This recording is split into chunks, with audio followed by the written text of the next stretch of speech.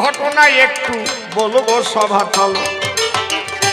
মায়া কুকুর করে দিয়েছে ভগবান, পুরুষ কুকুর ওর পিছনে ছুটে যায়, মরার মতো হয়ে গেছে, রাস্তার পাশে পড়ে রয়। উঠে গিয়ে খাবে কিছু গায়ে, সে শক্তিও নাই। একদিন স্বপ্নে স্বপ্নে ডেকে বলে ওর স্বামী চাই, ওর স্বামী বেঁচে আছে। স্বামীর কাছে স্বপ্নে বলছে আমি যে অন্যায় করেছি তার জন্য আমি কুকুর জন্ম পেয়েছি, আমার যা সাজা আমি পেয়েছি, ওই রাস্তার পাশে গাছতলায় পড়ে আছি, আমি না খেয়ে মরে যাব, তুমি আমাকে দুটো খেতে দাও। পরের দিন তার স্বামী খাবার নিয়ে সেই গাছতলায় গেল, স্বামীকে দেখে দুই চোখের জল ছাড়িয়া দিল। এই যে দেখুন কর্মফল মানুষকে পেতে হয়, জন্মান্তর না থাকলে পারে কেমন করে পায়। এই জন্য মৃত্যু দেখো এই জগতে ভালো, এই মৃত্যু কিন্তু দেখাইয়া গেল নূতনেরই আলো। যেমন করবে করবে তুমি তেমন ফলটি তোমার হবে, কেমন ভাবে এই জগতে আবার জন্ম পাবে।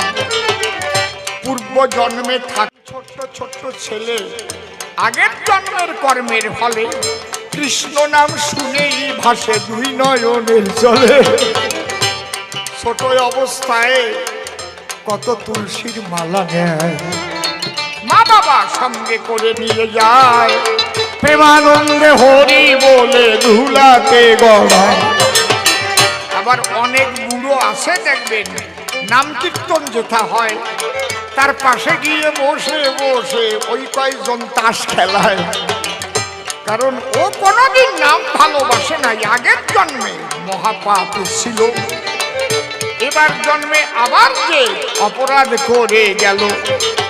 এই জন্মান্তরবাদ থাকে না, যদি মৃত্যু আর জন্ম না হয়, এটা করেছে ভগবানের বিধান, দিলাম পরিচয়। জন্ম মৃত্যু না থাকিলে কি মানুষ ঈশ্বর বিশ্বাস করে? আমি কোনোদিন যদি না মরিব এই ভাবনায় অন্ত। বৃকদত্ত একটু ছোট্ট বর পেয়ে শিবরে মারতে চায়, আর যদি কেউ এই জগতে অমর হয়ে যায় তাহলে ঈশ্বর বলে কেউ আছে? মানবে না রে ভাই। তাই জন্ম মৃত্যু সৃষ্টি করেছে বিশ্বের মালিক সাই। এই জন্য ভালো কর্ম করবে তোমরা, ভালো জায়গায় যাবে, আর খারাপ কর্ম করলে পরে খারাপ জন্ম পাবে। জন্ম হবে যথাতথা, কর্ম চাই ভালো, কর্মের দ্বারায় পাবে তুমি তখন জ্ঞানের আলো। যাকে যেভাবে প্রশ্ন আমায় প্রথম করেছে দান, আমি ধরে ধরে সভা করে তার দিলাম সমাধান। দেখি এরপরে কোন কথা নারদ এসে কয়, সেই অনুপাতে এ সভাতে আলোচনা করব মশয়।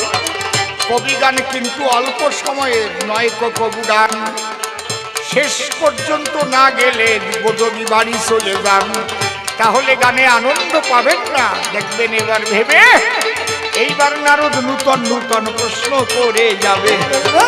আমি আবার আসরে আসিব জবাব দেবার তরে, তারপর দুইজন মুখোমুখি লড়াই হবে আসরে।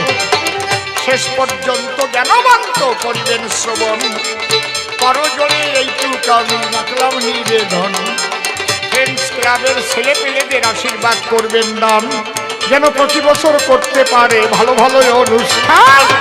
উলুধ্বনি হরিধ্বনি করেন ভক্তগণ, ওদের যেন হয় খাঁটি মঙ্গলানায়ন। আর কেন বেশি কথা বলি বাজে যাই, বেশি বলে প্রথমবারে প্রয়োজন আর নাই।